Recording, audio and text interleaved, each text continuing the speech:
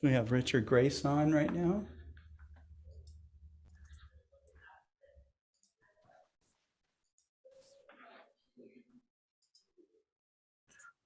Scott, which platform generates the largest number during the broadcast? Can you tell? It's a toss-up between Facebook and YouTube.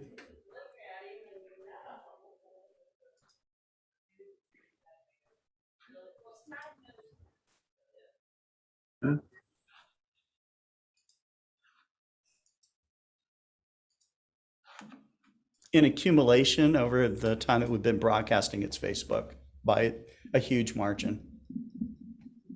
Yeah, the accumulated, and that's where the volume comes, is John is in the post-broadcast views, the organic growth that happens after the broadcast ends. Since I started broadcasting on August 4th, 2020, we've had over 1 million reach on Facebook and something like 600,000 views in accumulation. So some programs get a few hundred. We've had one of the programs we had 22,000 views, which was nice, you know. So Was that one of the star parties? it was one of the special events for one of the star parties. Yeah. Okay, yeah.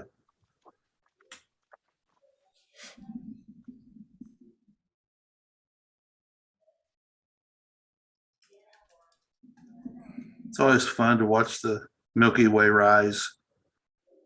Really cool thing is that these things live out on, you know, especially if you have a special message like this show will have. They live out there on Facebook and YouTube, and when people search things like light pollution stuff, I have these things tagged, and you know, and then we get, you know, the message keeps going. So it's almost evergreen content. exactly. Exactly. It really is, you know, and you know, we started doing these out of necessity, you know, when COVID hit, and it became very apparent really quick that in 1 hour or 2 hour broadcast, you can reach more people than you can reach by going to, you know, a club meeting or a star party.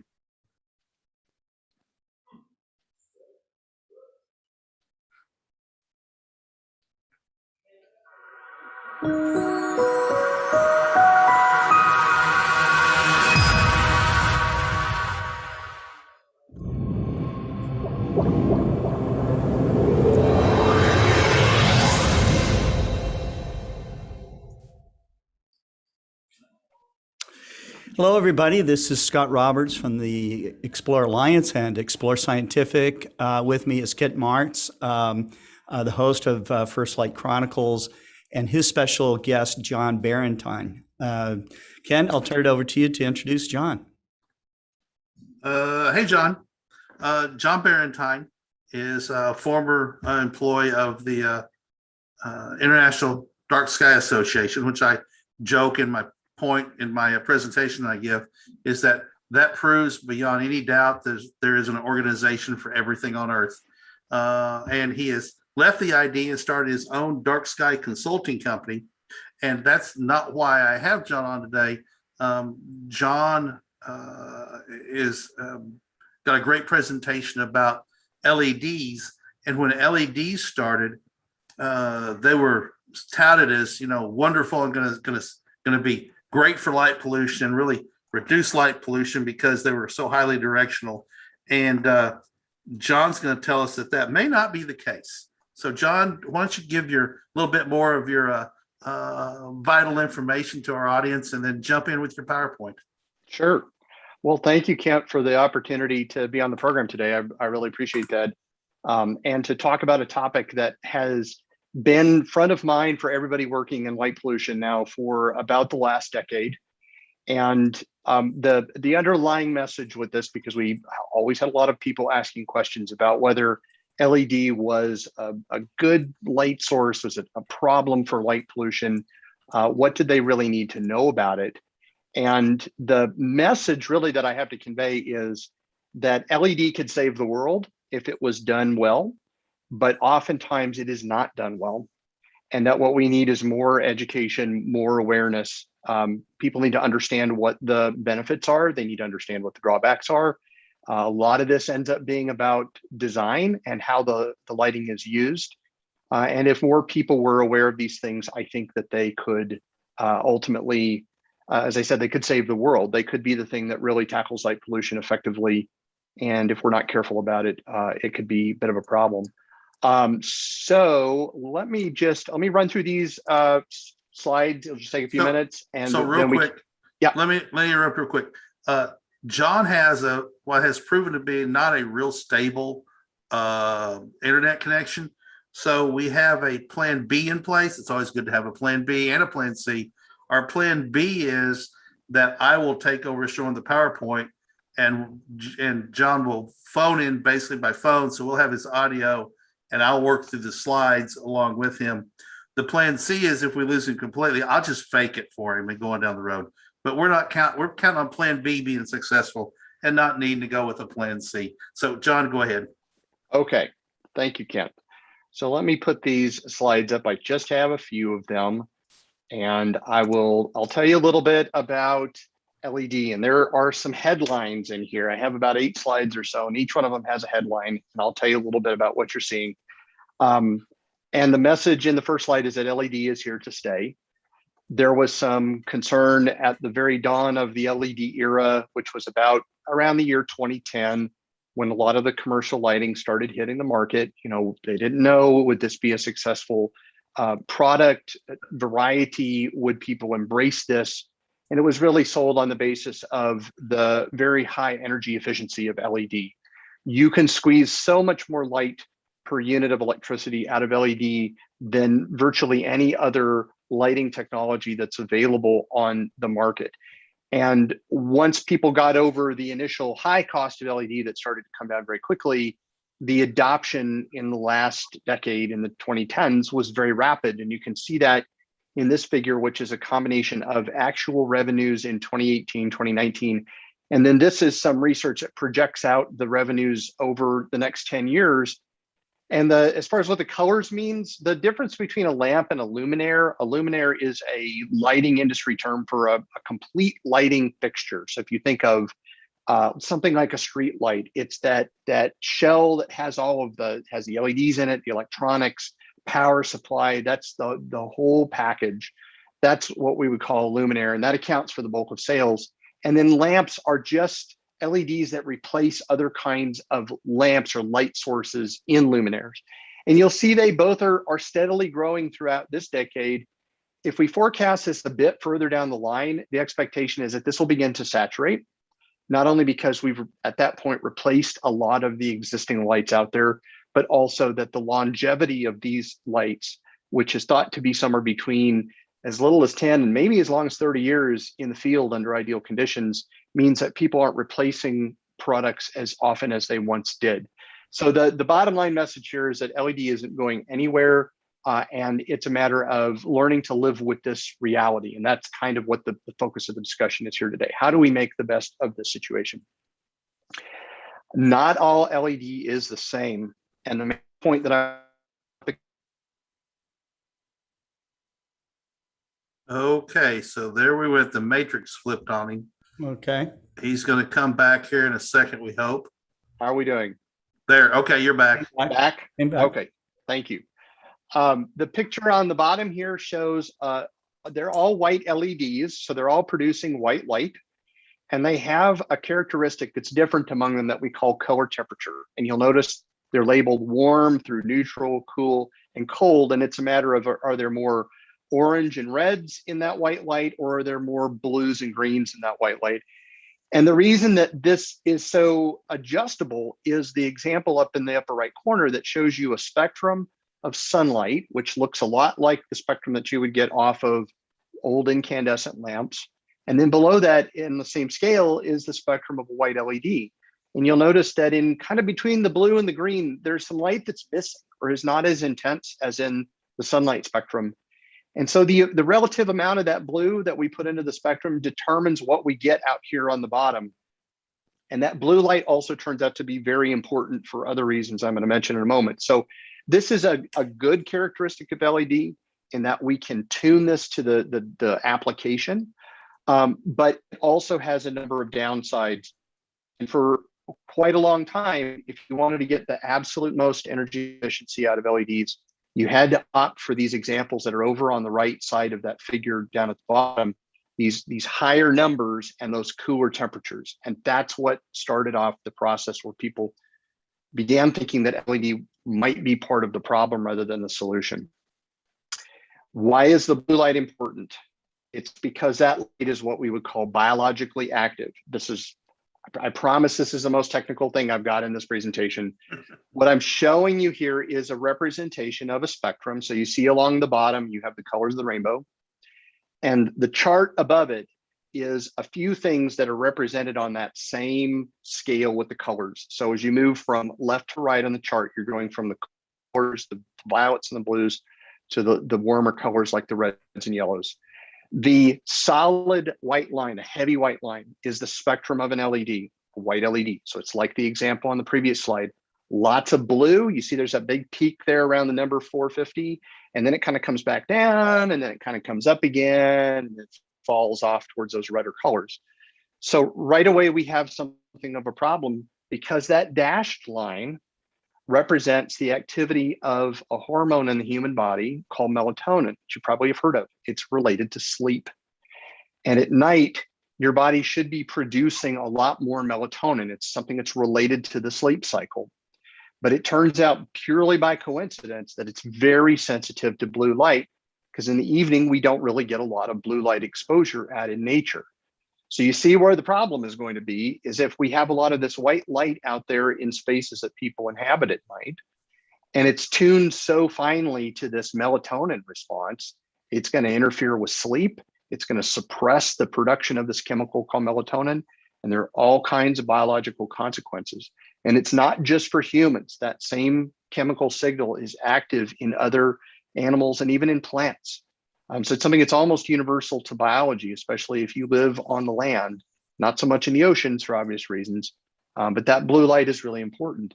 And then the other problem with this is if you see that kind of thin solid line, that more the relative amount of light that our eyes use when we're under fairly bright lighting conditions. And what that means is we're really sensitive to the green and yellow, but we're not really sensitive to the red, and we're not very sensitive to the blue. So if we have a source like white LED that's making a lot of this blue light, and our eyes aren't very sensitive to it, it means that we don't even use a lot of that light. And some people in the lighting industry have referred to this as junk lumens, meaning that it's light that's being emitted, and it's supposedly for the benefit of people, but it's in a part of the spectrum that our eyes really just don't make use of at night or under these bright lighting conditions. And so we're kind of throwing away some of the light. And that has another effect of why we're beginning to sort of suspect LED as being more often part of the problem rather than the solution. It's also that blue color, that blue rich white light, that is what we know to be most harmful to wildlife. So what I'm showing you here is some data from a paper by Travis Loncourt at UCLA and his coworkers. It was published a couple of years ago. And what it shows you is that same, again, just think of the colors of the rainbow along the horizontal axis. And as you go to the larger numbers, that light is getting bluer and bluer and bluer. And on the vertical axis, it's kind of a measure of how sensitive wildlife is to those colors. So as you go up that scale, wildlife is beginning to suffer more and more from exposure to these colors of light. And then what they've marked with all the symbols on here are different kinds of light, most of which is LED. Not all of it, but much of it is. And you'll notice that there's a relationship between these variables. So as we go to these bluer and bluer colors, it's more not all. There's no single color that's for all wildlife, especially because of that business of melatonin that I was talking about a minute ago. It tends to be the case that as things get bluer, it's worse for wildlife. So I said in the beginning that one of the motives for the deployment of LED and why the market rapidly adopted it in the last decade was because it was this really great energy efficiency, and it does. So you put in a relatively small amount of electricity and you get a relatively large amount of light out of it. And so the thinking was, we're going to solve the climate problems. And he got caught in the matrix again. He'll Am I come back? back. There you. They reinserted the probe. All right. So the question is, has LED fulfilled this sense of promise that it was going to reduce light consumption? And there's some evidence that it has not. And it's for kind of an interesting reason that comes out of economics. It's called a rebound effect. And it's illustrated by this chart on the left that shows what happens to the amount of miles that people drive when the price of fuel goes down. So as something gets cheaper to consume, we generally tend to consume more of it. And there's evidence from scientific studies that that is happening with LED light, because it's made the cost of making that light very cheap, and that people are using light where they did not use it before, under the thinking that, you know, we'll take the savings and we'll be able to bring light to places that we think we need it and don't have it right now. And so the results that are shown from this paper on the right that was published by Chris Kaiba and his coworkers in 2017 was what they found in their study of satellite images of the Earth was that it's entirely possible that all of the energy savings from LED has been eaten up by the tendency to put out new lighting where it didn't exist before. And if that's true, then it means that LED did not give us a net savings of energy relative to the expectations. So if it did not bring us the environmental benefits that were promised, and it's now causing these other environmental harms that weren't even anticipated, it really changes the nature of the discussion that is ongoing about how we're using this source of light. And unlike what sometimes you will hear from people, whether it's in the lighting industry, municipal government, other areas, that that this kind of light it's a very familiar thing. If you know what full moon light looks like, you know what LED looks like, and it's just the same. They'll tell you it's just the same thing. It's very much like moonlight. And what this chart shows is that it's not. This is a spectrum. That same white curve as before is that white LED spectrum with that big bump in the blue, and then a little bit more in the green and yellow, and then it trails off to the red. And what I've shown here on the same chart is the orange represents the spectrum of moonlight. And you'll notice these both have the same apparent color. If you looked at this LED source and you looked at moonlight, to your eyes, they would seem to be the same color. But you can see in the spectrum that they're very different sources, and that, relatively speaking, the LED emits a whole lot more blue light than the moon does. We're just not very good at sensing colors at low intensity. So if you think about how moonlight tends to look really surprisingly blue, almost like daylight in a sense. And it's just because that the sensors in our eyes that pick up that light when it's not very bright are not good at seeing colors like red and orange, but they're pretty good at seeing blue and green. And so we sense the color of moonlight as being kind of a blue-white. But they're actually very different kinds of light sources, as it turns out. And with all that blue light that we're putting out into the nighttime environment, even if we don't change the amount of light we're using, it can make the appearance of the night sky worse over cities. This is a simulation that was put together by the Flagstaff Dark Skies Coalition here in Arizona, where I'm speaking to you from today. And it shows a simulated view of the night sky a few miles outside of the town of Flagstaff in northern Arizona, which has a population of about 75,000 people. And it shows what would happen if you changed out their city street lighting from the old technology, which was a kind of pressurized sodium gas that they would run electricity through. And it produced this characteristic orange kind of yellow color. If anybody's ever been to Flagstaff at night, you'll notice this because the lighting is very distinct. And then they show in the lower panel, same amount of light, but now shifting the color of that light from that warm orange glow of the sodium light to this more blue rich glow of the white LED. And they show in the little bar graph over on the side the number of stars that are visible in the scene, and it drops off by about 20%. They didn't put up any new light in this simulation. They didn't make the city bigger. They didn't double the number of streetlights. All they did here was change the nature of the light that was already being emitted, because that blue light that the LEDs are emitting is really good at scattering through the atmosphere for the same reason that the sky is blue during the daytime and it's not some other color. So this is the worry as cities are converting to LED, which they're doing because they really like the energy savings, but they may be inadvertently making the night sky over those cities worse, even though that wasn't part of the intent. And I can tell you that LED is fundamentally changing the world's cities as a result, changing the colors of the cities. And that's having, so we've seen an effect on the night sky, it's having an effect on urban wildlife. And it may not be saving us the amount of energy that we had hoped for.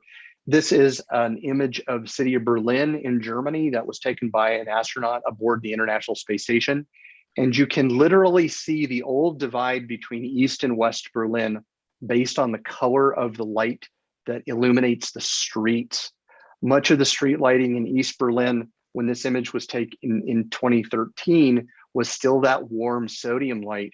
But in West Berlin, they had already begun the conversion to LED.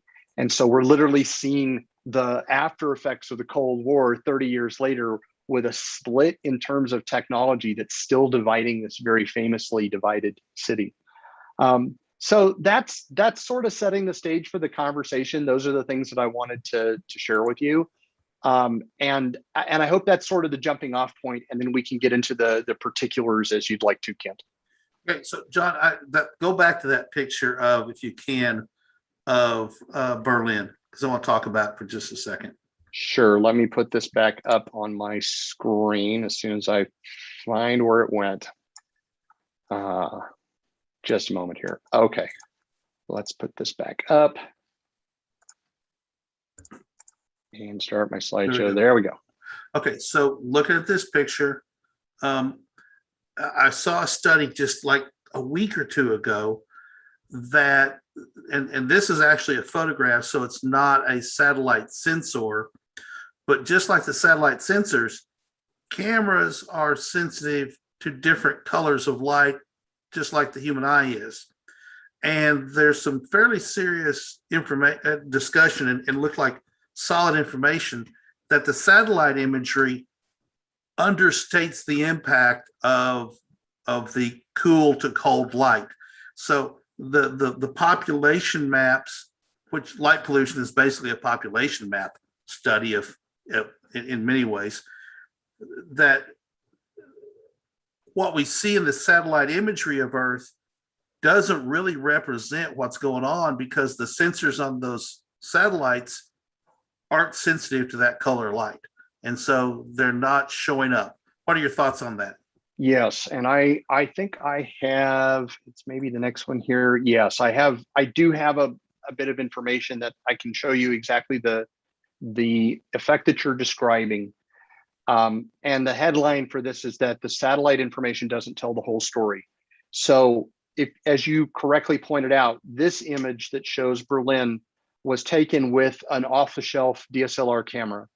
And the response of that camera is approximately that of the human eye. So it renders the colors pretty accurately.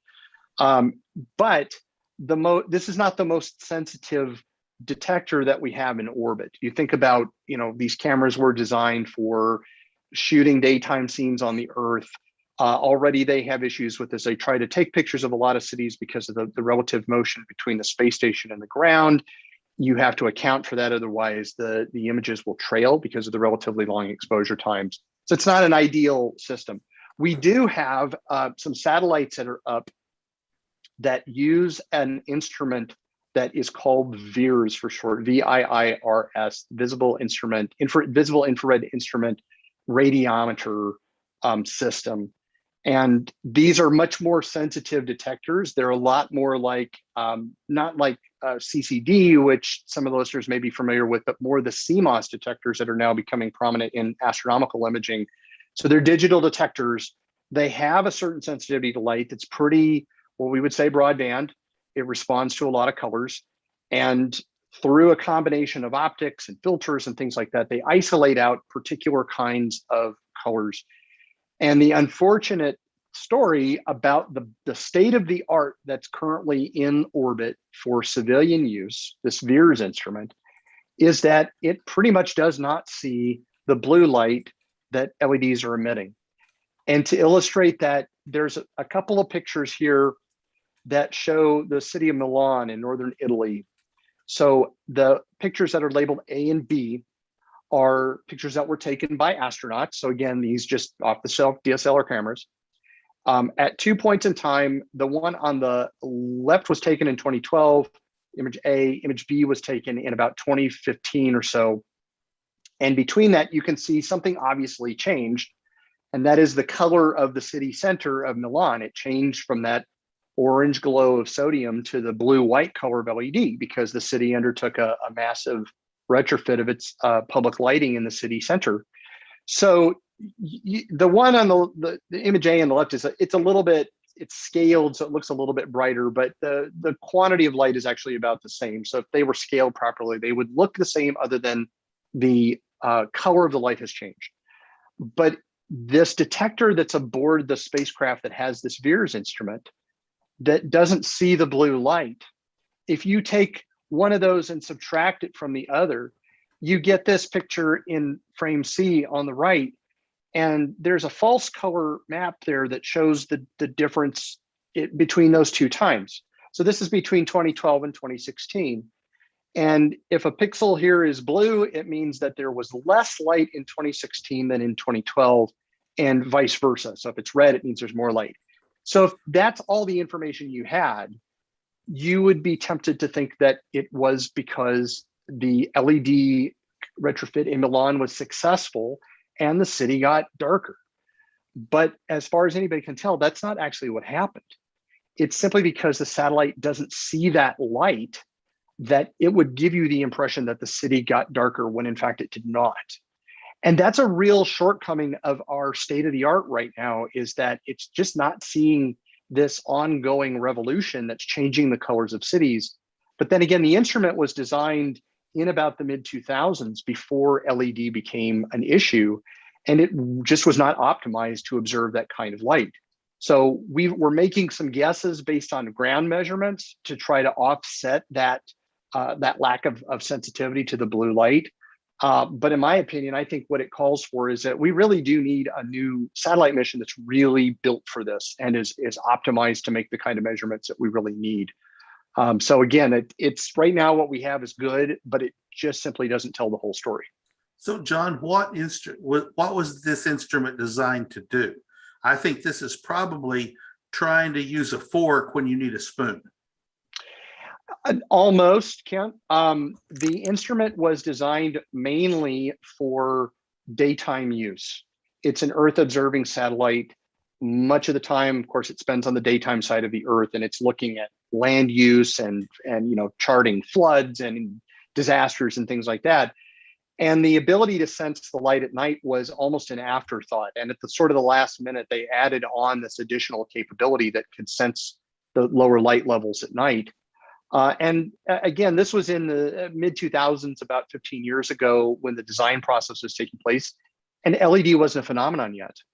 And so they thought, we can get a little more overall sensitivity to light if we focus on the warmer colors in the spectrum.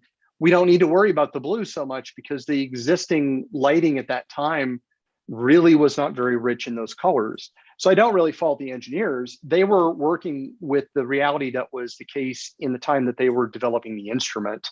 And maybe if it had been another 5 to 10 years later before they designed and flew the instrument, I'm pretty sure that they would have taken a different approach. So we need to try and campaign for a new instrument to be added to a satellite. Let's hope they're talking about that. Exactly. And I think now we have enough evidence about the concerns regarding light pollution, and there's this very clear need to make more scientific measurements of it from orbit, in which case we can really see the global picture quite well, that there are good reasons for wanting to do that. And I hope that we'll see that this decade. It would be easy to build something to attach to the ISS, which, would just be an add-on package that bolts onto somewhere and it's done. You don't even have to launch a new satellite. You just almost build a CubeSat that just bolts to the side of it. It wouldn't have to be very big. We might need to push that idea a little bit. All right, yeah, exactly. All right. So everybody can ask your questions. I know, Scott, you're probably looking at the chat. Do you have any comments or questions from the readers that we can address? Definitely some comments here. Of course, all these people are good friends now over the months that we've been broadcasting, and that's wonderful. Let's see.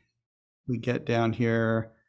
Martin Eastburn says LED tech was in the late 70s, I guess developed in the late 70s by Fairchild Semiconductor, and the industry didn't run to it and kept using bulbs. Finally, panel 7 and 9 segments were used, but it took time. Let's see. Like he said, LEDs have been around for a long time. What I think pushed their adoption was the conservation of energy, because you could have use less electricity and get the same amount of light. But the effect that John talked about, we tend to, if it's cheap, we tend to use more of it. If gasoline is cheap, we drive farther. If bread is cheap, we eat more bread. Yeah, it comes from use or lose budgets, Right. So no one wants their budget to go down, so let's build more. Maybe a different model should be adopted from that respect. Jeff Wise says, I keep having to replace my LED lights. They do not really last that long for me. So not always success. John, you're nodding your head. Why? Yes, it's a story that we've heard repeatedly in the last 10 years. And as best as anybody can tell, it is not because of the LEDs themselves. Although we do know that LED brightness will decrease over time.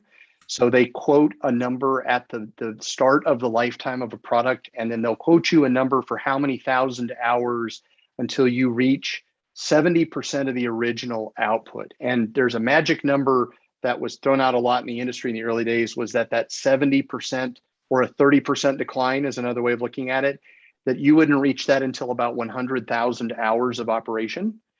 Although they extrapolated that from a measurement in the laboratory where they watched them for only a couple thousand hours, and they saw the rate at which the output was declining, and they just extrapolated it out. But that's not what's causing these product failures as far as we can tell. Behind that LED, behind the little glowing spot that's making the light, is a whole series of electronics. There's usually a little board.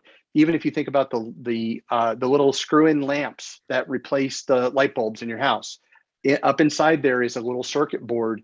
And what appears to be happening is that the electronic components on those circuit boards are failing far earlier than the LED itself. But you can't see that. All you see is, why is my lamp getting dimmer and eventually going out? Or why one day I turned it on and it just doesn't function anymore? And it appears to be those drivers. And as part of the process of increasing the what we would call the market penetration of LED, getting more people to adopt the technology, they had to really work hard on bringing the price down in the early days. And quite frankly, they did that, many manufacturers, by sourcing some very cheap electronic parts, and that's what's failing. The good news is that's getting better over time. So we think that the era when we're seeing the greatest number of LED failures, that first generation, the early adopters, that's probably come and gone. And in the next decade, now we're going to start to see them get more like the advertised lifetimes. Okay. Scott, what else you got? Yeah, Martin Eastburn says if you have LED lamps, run them under voltage just a bit. The IC inside that drives the LED will work cooler and last longer.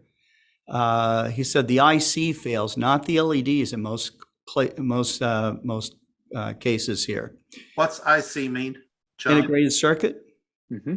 Okay. And Martin is absolutely correct. The lower intensity that you run the LEDs, and they are dimmable. Remember, you can put a dimmer in line with your switch and you can dial those numbers down. They will last longer because they're running at cooler temperatures. And that's another argument to make to cities who are using LED for street lighting, because they tend to overlight already. They're using more light than international standards bodies recommend for street lighting applications. So they could bring those numbers down closer to the international recommendations, stay well within safe limits, and they will prolong the lifetime of the products. And use less energy. Use less energy. It's a win-win-win. Yep. Right. All right, Scott, go ahead. Josh Kovac, watching on YouTube, says, just got LED lights down my street. Upward light cutoff is way better, but side light is awful. Mm-hmm. Harold Locke, let's see. Oh, they're talking about the moon. Here we go. That's cool. Josh said, I requested they put side blockers on them, and they put a little note card sized scrap of metal that blocks a tiny bit of light towards my house, but not enough. I don't know if there's a way to go back to them and say, look, that shielding's not good enough. What do you think, John? I think in Josh's case, it sounds like the city might have tried to make its own shields, which is really not recommended. It seems very like, you're going to get up there with a small piece of sheet metal and you can do it inexpensively. We really recommend that people don't do that for a couple of reasons. One is, if you make any modification to the product, you almost certainly void the manufacturer warranty at the least, and at the worst, because it has to do with the airflow up through the luminaire and the possibility that it might overheat. And anecdotally, at least, I've heard that some really bad designs for homemade shields have caused some products to actually catch fire. It's an electrical hazard. So what he should ask about is, if the city has gone to the manufacturer and asked about manufacturer approved shields, that's all they should be putting on, is something that the manufacturer has tested and will not void the warranty if you put it on. And generally they have them in different sizes, and they have the side ones like he recommended. Sometimes you'll hear them called house side shields. If you think about, if you put a street light on a pole out at the sidewalk, essentially, it has some backlight. It's projecting some light in the backward direction, usually to light a sidewalk, but oftentimes that will end up in your windows at night. And they can put a shield on the back that will limit that. And oftentimes they will come in different heights.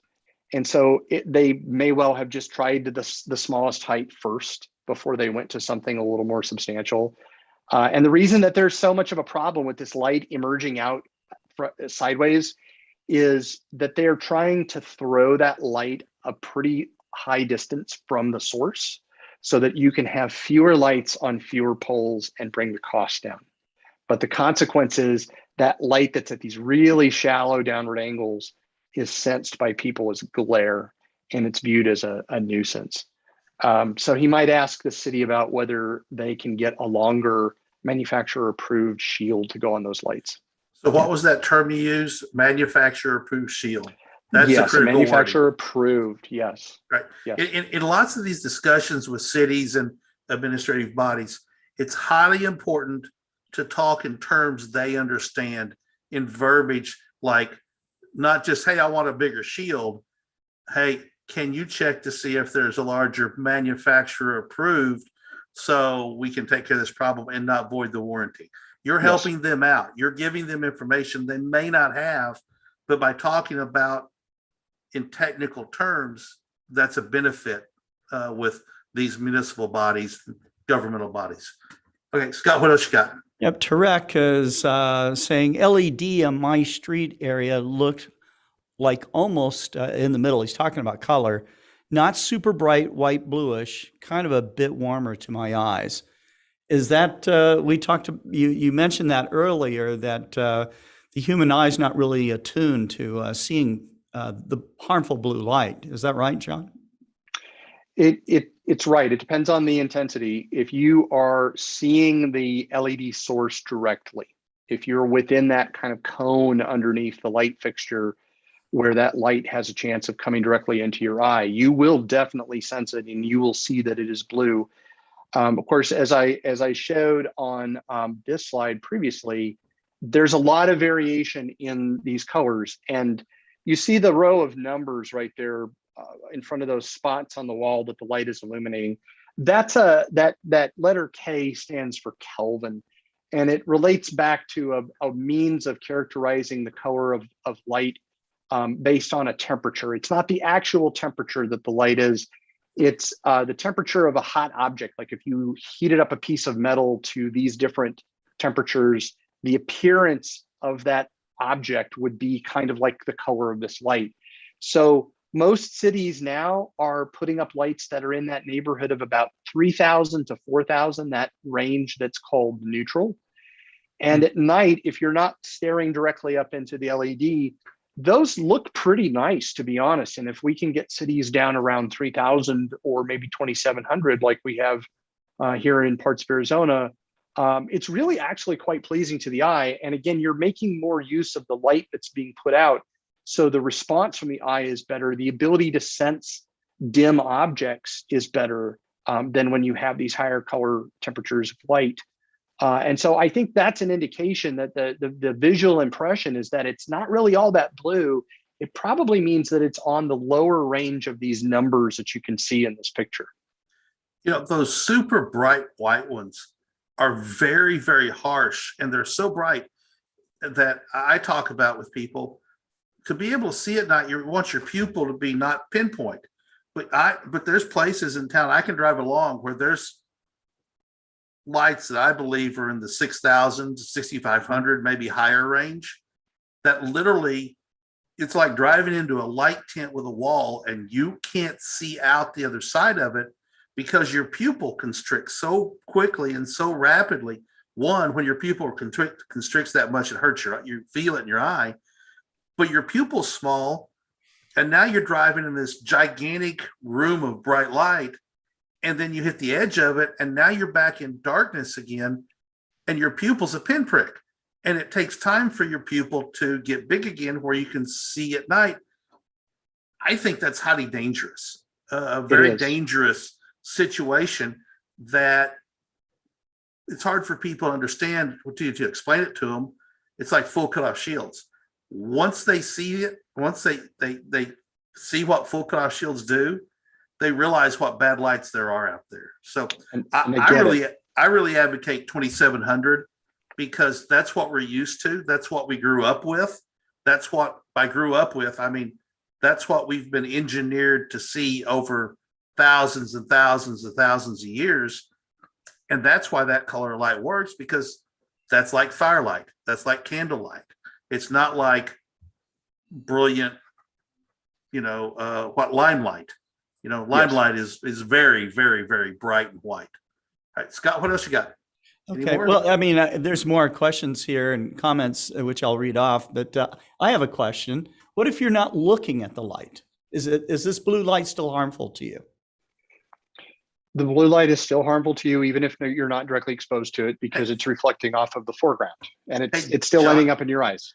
John, quit. It is through the eyes, though, that your melatonin is attenuated, I guess. Correct. John, quit sharing your screen. I have a picture I want to share. You bet. Here you go.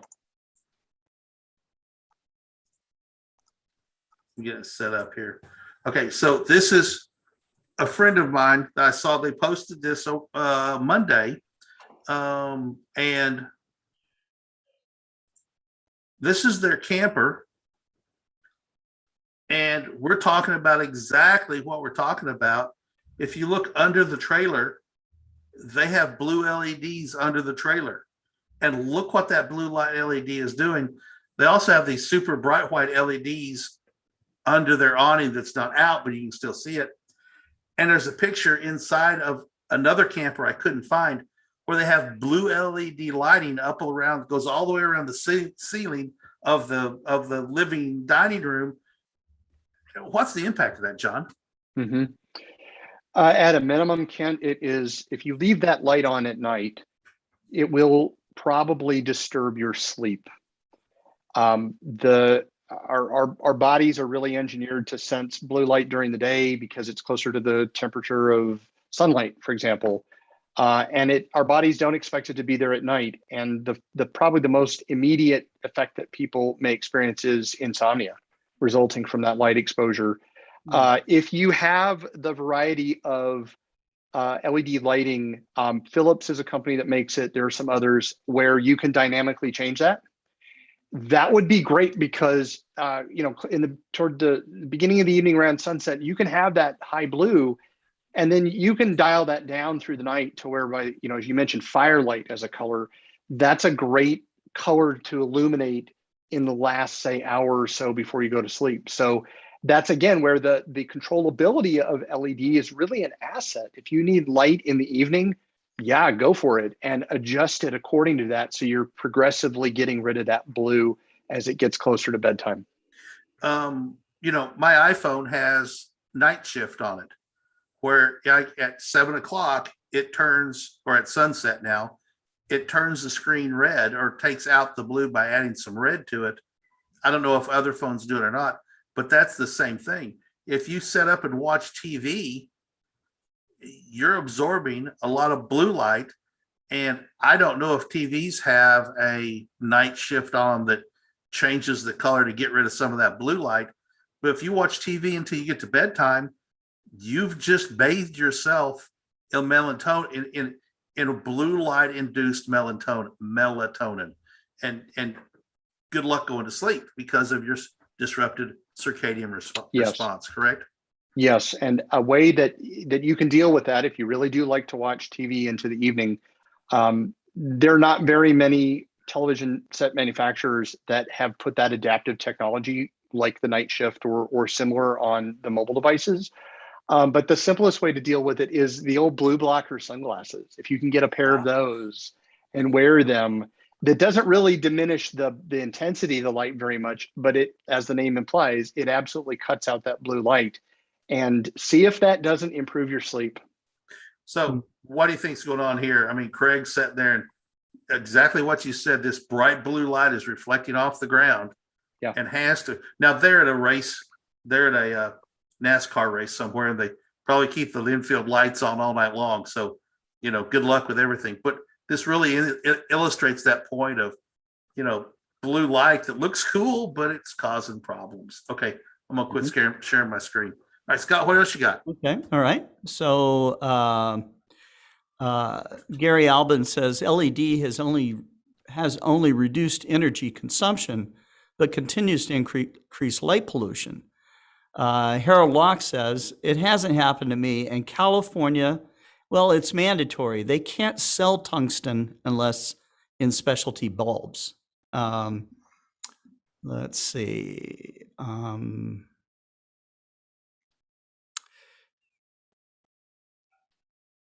Okay, Martin Eastburn on YouTube, he says, my concern, the electronics and massive heat sink on some indicates loss of power to drive a light. So if they measure the LED value, not the whole circuit, something about lower power, but the circuit might be more. Okay. Oh, I see. So the power draw on the whole circuit. I guess that's possible. Let's see. And Gary Albin once again, the only great news about LED lighting is that that the scientific community, PhD optics, now needs to find a solution to correct for LED lighting versus older technologies. I think that's an awareness issue that we could all talk about in our cities by going to them and taking a slide like John has shown us and presenting them with hard evidence, not emotional arguments.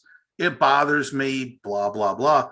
This is hard scientific evidence to show that it's blue light and what it's causing, and talking about you need to tone it down. Let's in the ones we buy from now on, let's simply buy this kind of fixture or bulb, right? For effectively buy this kind of bulb, and let's think about the luminaries we're going to install moving forward. My efforts on light pollution, I've said this on the show before, I will see no serious benefit from my efforts. The efforts we're going through today is about maybe our grandkids and great grandkids. They may have some benefit from this kind of evangelizing, if you will. It's a long-term thing that's taken us 100 years to get here. It's really accelerated in the last 20 years. In the last 40 years, it started getting bad, but the last 20 years, it's really accelerated. You know, we have to start from a point and just get people to go, okay, from this point forward, we're going to try and get better and put in better fixtures, better directional lighting, better color of lighting, all those things. And John, you've just had some experience with that.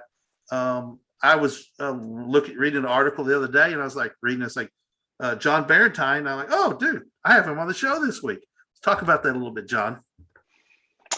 Yeah, Kent, the recent news was about the city of Pittsburgh, Pennsylvania, which enacted a lighting ordinance a few weeks ago that for a city of its size, they're about 300,000 people or so, but of course they have a very large metro area, I think is one of the better in the country.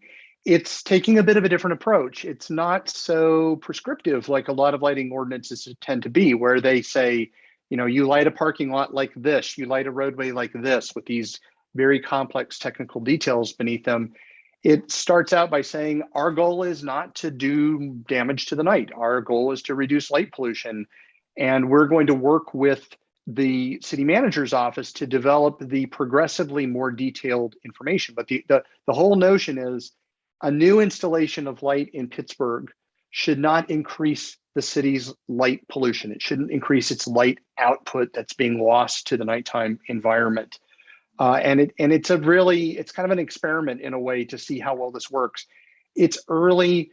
The detailed instructions have yet to be developed, and we don't know how this is going to go with the enforcement, which, as you mentioned earlier in the program, is always a concern. You can have a really great lighting policy, but if it isn't adequately enforced by the government authority, it won't have an effect. But my guess is that what Pittsburgh has recently done is what the future of this looks like in the United States, is that more cities will adopt ordinances like this one. The hope being that they will find that they can meet all of their residents' needs, not taking away anything from anybody. As you said, it's all about kind of using the technology differently than we used the previous technology. The way I would characterize that is progressively we are beginning to think differently about how we use light. That doesn't mean that we take it away. It means that we try to use it better targeted, right amount, right place, right time, and avoiding the waste otherwise. And I really believe that if more people were aware of that and they paused a moment to think about it, they would say, yeah, you know, you're right. There's no downside to this. There's only savings for the city, increased visibility at night. Why wouldn't we say yes to this? You know, I think you just drove a nail with one blow there. It's about the right amount at the right time. And that's what it's about. When you say light pollution to people, they instantly think, I mean, you mean, we mean, take away all the lights. And that's not what this is about. This is about simply changing the paradigm of the right amount of light at the right place at the right time. And that's what this is. You also talked about an interesting concept. the first statement talking about changing and being prescriptive, making it encompassing, and not having it increase anymore. Cities all have ordinances about water runoff. And if you build a subdivision or a commercial development, you have to have a drainage study done, and an engineer has to sign off that says this plan will discharge no more water into the ditches and gutters and creeks than before the development. So if you have a subdivision going on 50 acres, they have to allot areas to detain that water, detention ponds, and then discharge it over time as the rain event ends. It's the exact same concept for light pollution. That's brilliant. That is a brilliant concept because it's something the cities already do. Interesting. You're filling me up with ideas. This is awesome. and the difference is with the water, we've recognized two things about water. Where I live out here in the West, water is the most precious resource we have. So we try to do everything to save it. In parts of the country where you have more of it than you need, the bigger concern is about flooding. It's a resource, but too much of it can be a bad thing. And it's all about finding the right parameters. And I think the same could be said of light. We just haven't convinced a lot of elected officials yet to think of light in the same way. Right.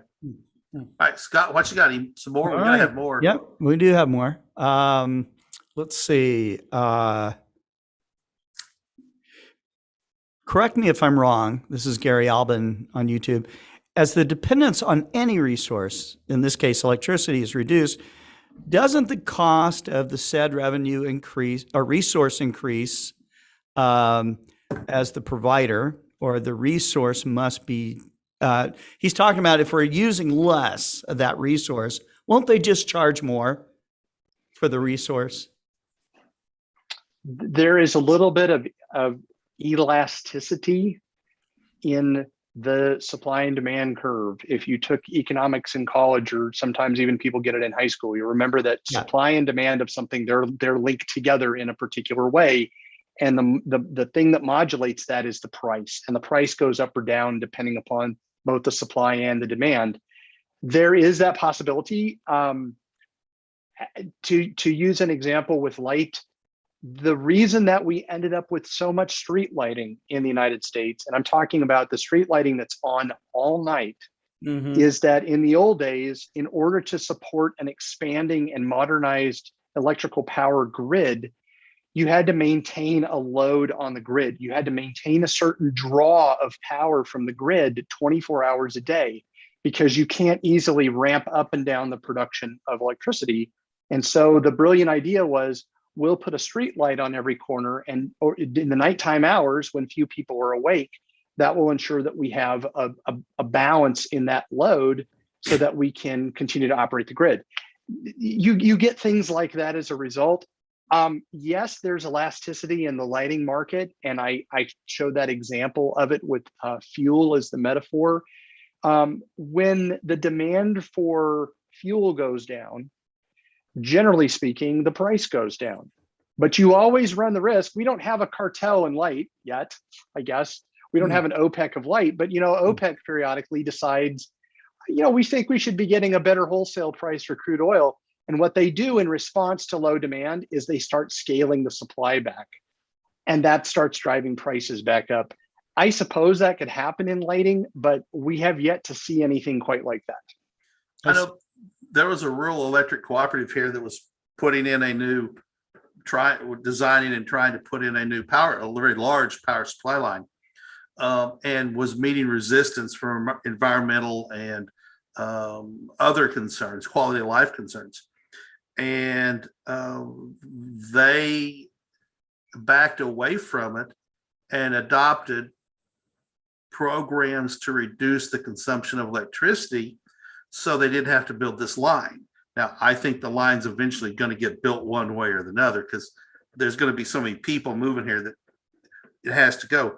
But they're mitigating it by, some conservation efforts. They have started using full cutoff shield LED lights on street lights. They're pretty white, bright. That's a whole nother battle. Sometimes you take the little victories you can and continue to work. And and getting them to switch to full cutoff shields was a victory. But it's a start, not a end. And we just continue down that. But they are in the business at the end of the day of selling electricity. That's true. Absolutely. Yes. So Harold Locke points out, he says, well, as Martin was pointing out, the electronics that give these lights is not holding up to the load and will provide profits that way because they're going to have to replace the lights, right? So, but it's not the electric companies that are selling the lights, right? They're light manufacturers and there's electricity producers. So I'm sure that there's a whole economic study that could be done on that. And Gary responds back, he says, so the point that the LEDs save money is false, at least in the long run, outside of lighting. The majority of electronics devices aren't getting as efficient. I wouldn't say it's necessarily false, but it may be more like incorrect or marginally. What am I trying to say, John? Well, you might be able to say it better. I think in the end, we will find out that LED has had a sort of a net zero impact. Net zero on the environment, net zero on cost. The benefits will be offset by costs, whether they are apparent or hidden. And that's better than the direction that we could have gone, right? If we were continuing to use very inefficient incandescent lamps. Even as we make the transition to renewable sources of energy, people have said, oh no, we don't need to worry about energy efficiency anymore. We're just going to generate all our power with wind or solar or something like that. And I think the underlying message is, and you kind of mentioned it too, Kent, with the electric transmission line, is you have to attack both ends of the problem. You can't just say, well, we have this endless source of energy, because there's a cost associated with that. There's an environmental impact associated with that. And so that, to me, is the argument why, even if you don't care about light pollution, even if you don't care about the night sky, you should care about the LED lighting issue from a position of energy security and the long-term cost to society. Because as we're increasingly finding out what those costs are, and it just doesn't quite seem to be what it was promised, put it that way. Yeah. Attacking the problems from both ends, and this is something I've talked about before, finding partners who have an interest in the thing we're talking about. It may not be light pollution, but it may be, and we'll do this as a plug for next week's show. At 5:00 next week, not 4, we're going to have on an entomologist who studied pollination of apple orchards and determined that potentially more than half the pollination happens at night and has a huge direct immediate impact. Is light pollution has a huge and immediate impact on that pollination.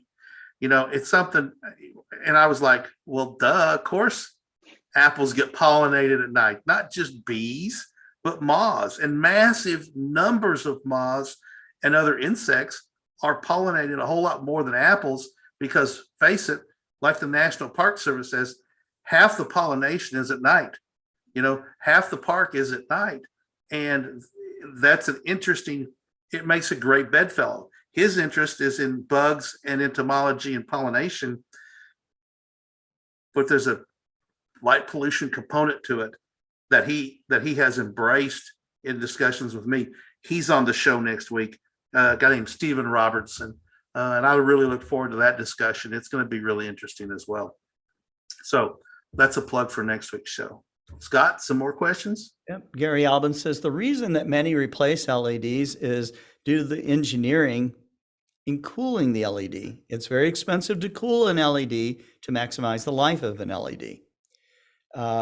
He goes on, he says, long story short, buy LEDs that have the correct cooling and engineering to last. Martin Eastburn says AC power has gone from 120 to 125 to 130, and specs are overdriven. Light bulbs break the same way. Richard Gray says cheap electronics designed to fail, so people still have to buy light bulbs.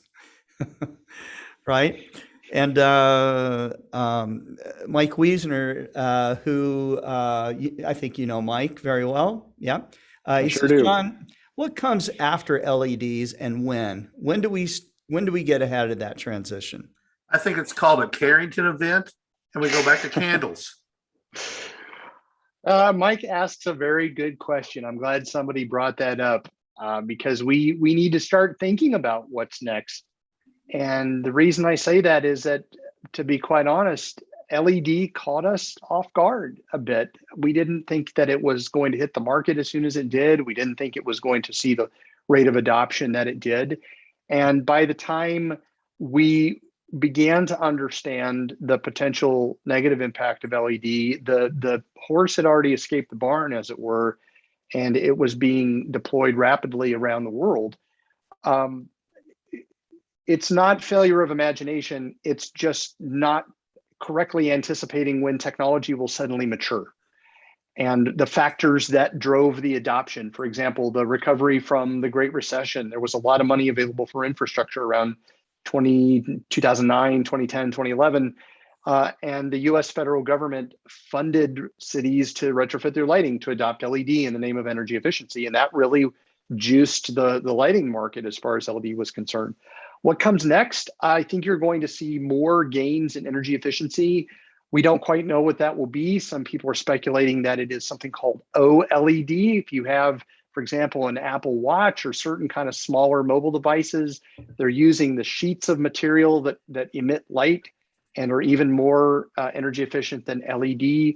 People are looking at micro mirrors. It's the same sort of technology that's in some LCD projectors. So if you've ever seen a movie projected onto the side of a building or something, they're using these little controllable micro mirrors and shining lasers off them. That's a possibility, gives you even better control over where the light goes. And the core LED technology will continue to improve with new materials. So I think they will continually adding a little bit more and more and more onto the energy efficiency of LED. So it will not be completely gone. I think we're looking at a time horizon that's probably more like 20 years rather than 10 years before some of this stuff starts to mature enough that it hits a market. But again, we could be caught by surprise. That's why I think people who work in light pollution advocacy need to make friends with people in the lighting industry and in the research community and try to understand this better so that we see it coming from a mile away and we can start adapting the strategies accordingly. Where are those research communities? Some of them are in-house with the manufacturers. There is a lot of manufacturer support for academic research centers like the Lighting Research Center, which I think is still at Rensselaer Polytechnic in New York. So a few of these academic institutes that are largely industry funded, they're sort of R&D incubators, if you will, that are trying to come up with the technologies of the future. And also periodically, the US Department of Energy will do webinars, or they'll have little publications out about the support that they're providing for innovation in lighting. So I think it's going to be a combination of those factors. It'll be some private investment, some public investment. If the infrastructure bill, the reconciliation bill passes Congress, I guarantee you in that will be money for lighting. Some of that will be to actually install lighting. Some of that will be for longer term research and that sort of thing. So that's worth keeping an eye on as well. So the slide deck you presented, is that proprietary to you? Can people use the information free at will? Any restrictions there from you? No, I don't own the intellectual property in it. So, you know, if you might run afoul of the law if you decided to republish it somewhere. But for people who, if you want to give a presentation to a city council, that kind of a thing, that's fair use. I'm happy to have you rebroadcast the link to that if they want to use any of those slides. All my sources are cited. So if anybody asks you, where did you get that from? You can find it. There's one plot in there that I made myself. Everything else I borrowed from somebody. Okay. So where would that link be? Would that be that Google document link you sent me? Yes, and if you like, I could do something like turn them into a PowerPoint set or a PDF if you want to post them on your website or something like that. Yeah, I can. Okay, we'll make a PDF and post. I think that'll be Okay. easy because I've got it I can just save it as a PDF and we can post that at some point after the show, because I think that's great information to share and get out there for people to equip themselves with knowledge. Scott, any more questions out there? Oh, there's just lots more comments here. There's a question, Gary, or a comment here. Gary Albin says, Kent, that's a great point. But remember that the local politician tenure is less than the longevity of an LED light. They will always look at upfront cost versus longevity. That is another issue. Actually, okay, in Bentonville, Arkansas, Bentonville is the municipal electric. The city owns the electric company. And the way the city planner attacked it was very interesting. He took a very long view. Every subdivision came in and they had no rules on what street lights or community neighborhood lighting you could put up. And so every developer put up their own lighting. And so the electric department had to have, a truly massive warehouse of replacement parts. So they'd go, okay, you put up this. So they'd order new poles and new bulbs and new glasses, because as soon as all that subdivision, those streets and lights were dedicated to the city had to maintain them. And so they had this massive warehouse. It was thousands and thousands and thousands of square feet with like 300 different fixtures they had to carry inventory on. The city planner went to the electric department superintendent and said, hey, how about if we regulated what the developers could use? We'll have a low end, a middle end, and a high end. And then as those break, we just put in one of those three, but we require them to use one of these three. And he was like, the city planner told me, the superintendent was like, that'd be great. And he said, I'll write the ordinance. Well, I provided Troy with international dark sky downloads. And when he wrote the ordinance for that, he also picked out the fixtures. And all of them were full cutoff shield fixtures. And he didn't say a word about it. He just presented the ordinance to the city council, had the full endorsement of the electric superintendent, and nobody knew what he had done until he finally came back with a light pollution ordinance and said, oh, by the way, we've been doing this for the past, 3 or 4 years. And people are like, what? He's like, oh yeah, every light fixture that's been put up is dark sky compliant, full cutoff shields. And people were like, really? I didn't notice that. And I think that's key. You don't notice good fixtures. Good fixtures are not noticed. They're invisible to you because the light doesn't overwhelm you. And it's making strange bedfellows to put pieces of the puzzle together to achieve the ends of saving electricity, protecting the dark sky, keeping people's circadian rhythms, making sure that the baby turtles swim to the ocean and not to the bars in Pensacola, right? It's all those things. Making sure we have fireflies that continue to light up at night as opposed to have their reproduction cycle disrupted by bright LED lights. Scott, what you got? More? It sounds like there's a lot of comments and discussion. Yeah, there's a lot of comments. There's just comments about power usage versus cost versus what color the light is. I think that John has laid out a lot of the facts and stuff that will help you answer your own questions about these things. But clearly, what we need to do is we need to follow, warmer lighting, fully shielded, manufacturer recommended light cutoff shields, and to only put lights where they really need to go. So, and that is pretty much like lighting up the ground so you don't trip over something, I guess. But I think the organizations like the IDA, pretty much identified that more lighting is not going to keep you safer from it won't keep you from being a victim because, they can hide in the dark shadows, where if your eyes, dark adapted, that's going to help. We already know that, birds and insects need darkness, and we already know that as humans, we are connected not just to each other, but to all other natural things. Okay. And most of these living things need dark. Okay. They need it. And we do too. So, I think that, and we already know that it only takes one person to make a difference. It really does. And so you can be that one person if you are going to, lead a charge or try to make a difference. You can get with John Barentine. You can contact the IDA.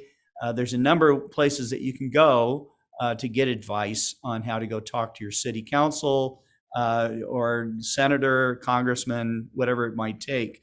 All of the above, because and even on this show and on other shows that we've done, we've seen Pekka in Stockholm make a difference in his own community and in fact in the city of Stockholm. So can be done. Scott, you mentioned we haven't talked about crime at all on this, really. Scott just mentioned it, but people say, well, I'm putting up these lights to prevent crime. And my answer to that is, and I don't claim this, I wish I was brilliant enough to have come up with this. I heard this from Bruce McMath, who we've got scheduled to be on the show here in a couple of weeks. Bruce McMath points out, and I don't know if it's his or where it came from, but that if light was an antiseptic for crime, there would be no crime in the daytime. But clearly, there's crime in the daytime in broad daylight. So saying you're putting up lights at night to stop crime is a fallacy. And the reality is criminals need light too. They don't see in the dark. They're not like owls and can see in the dark. They've got to have light too. And so, like Scott said, bright lights in the wrong direction simply create a shadow in which you can hide. So Scott, you need to put up the IDA website. It's dark-sky.org, a tremendous repository of how to talk to city councils, draft ordinances, all sorts of stuff is there. And that's a great place to start. John, I presume you have a website. Would that be correct? I do. It is darkskyconsulting.com. And happy to hear from anybody who has any concerns. There's a lot of resources that are out there, mine and others. And I would reinforce everything that you said. I think this could turn out to be one of the easiest problems that we can solve as a society. And the main thing that holds us back is that not enough people know about it yet. But when they do, I expect that this tide is going to turn. I see that we do every other month. My astronomy club, Sugar Creek Astronomical Society, has a astronomy night at a state park nearby, and periodically every other month, 3 times a year, 4 times a year, I'll do a dark sky light pollution presentation, and people will come back in a couple of months and say, I am shocked at how many bad lights there are. Once you open their eyes to it, and just literally, I say, go out on a foggy night, because fog reveals light pollution, and you can see light going up in the sky, for at least for uplight. And there's a guy, he's probably 20 now. A year later, his mom came up and said, we're at a festival in downtown Bentonville, and she says, do you give light pollution talks at a Hobson stand? She says, you turned my son into a light pollution Nazi. And he was 13 or 14 at the time. And he came riding up and we started talking. And she says, he makes me stop and go into businesses so he can complain about light pollution. She says, good for him. I used to be embarrassed by it, but now I'm proud of him, and so he was a kid on a bicycle, and just tooling around, having a good time, but he stopped and talked. And, it's one conversation sometimes. Now, you've got to be like Johnny Appleseed, maybe we're Johnny Lighting Seed. but you have to plant seeds. You have to be a gardener, and you don't know which seeds is going to germinate into a plant that bears fruit. But you've got to plant a lot of seeds. You've got to talk to lots of people, because you never know when that one person is going to be the wife of a city planner or cousin of somebody who works for an electric cooperative. You never know who's going to be that person that you can, with a simple conversation, change some attitudes and make progress. Oh, very good. So Pekka Haltala is watching from Stockholm, and he says this was a good and informative as IDA's meetings. Thank you, John, Scott, and Kent, for putting this together. John, thank you very, very much for being on this program, and we will. I'm sure that we'll have you on another time to talk about light pollution and what people can do about it. It was an absolute pleasure. Thank you both, gentlemen, for the opportunity. Thank you. well, this is near and dear to all our hearts. I mean, it's a threat to our industry, but that's not why I'm involved with it, because it's just the right thing to do. I marvel when people have never seen the Milky Way. It's sad. So anyway, that's my motivation. I try to make my motivations clear. Always be honest, always be transparent in these discussions, but have these discussions with people, please. Yep. John, thank you. My pleasure. Gentlemen, thank you. And thank you to the audience. We will, of course, have more programming for the rest of this week. And we will have our 70th Global Star Party next Tuesday. Wow. So you want to tune in for that. Thanks for participating, both the audience and you, John, and Kent as well. So, and we'll see you very soon.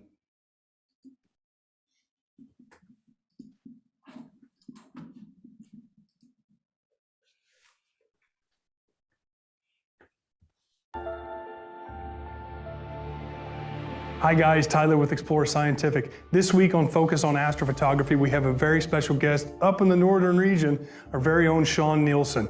He's going to talk about setting up for success. What happens if you dive straight in with a C8, just a huge magnification telescope, but you're overwhelmed, you don't know what to do. Don't worry, we're going to be here to help you and pull you back in and get you the answers that you need to get. Don't forget, Focus on Astrophotography every Friday at 4 p.m. Central Standard Time. We hope to see you guys there.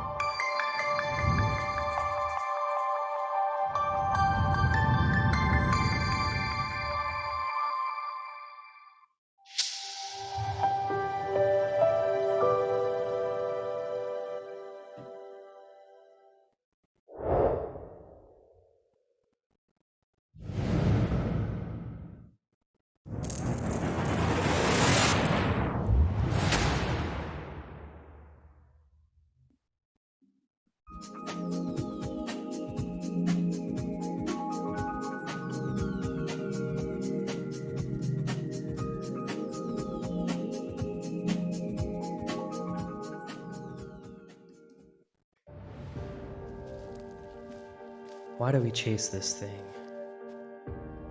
Jumping from one continent to the next, just to bathe for a moment in the absence of light?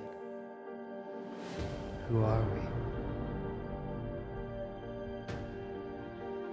What are we searching for? T.S. Eliot wrote, "We shall not cease from exploration, and the end of all our exploring will be to arrive where we started and know the place for the first time." One of the qualities of seeing an eclipse is it makes you understand that every given thing is in a particular patterned relation with every other thing. it gives me a sense of scale, gives me a sense of where I fit into the universe. It is art, is poetry, it's this kind of experience of going and seeing totality in which what feels merely metaphorical is suddenly experiential encounter. Immediately afterwards, you have that overwhelming desire to see another one. That's the moment an eclipse chaser is born. These are folks who are running all over the world for this event that lasts all of 2 or 3 minutes. Who are these people? It's unique each time. And therefore that freshness, even if we've seen it over and over again, oh my gosh, it has the potential to re-inspire us.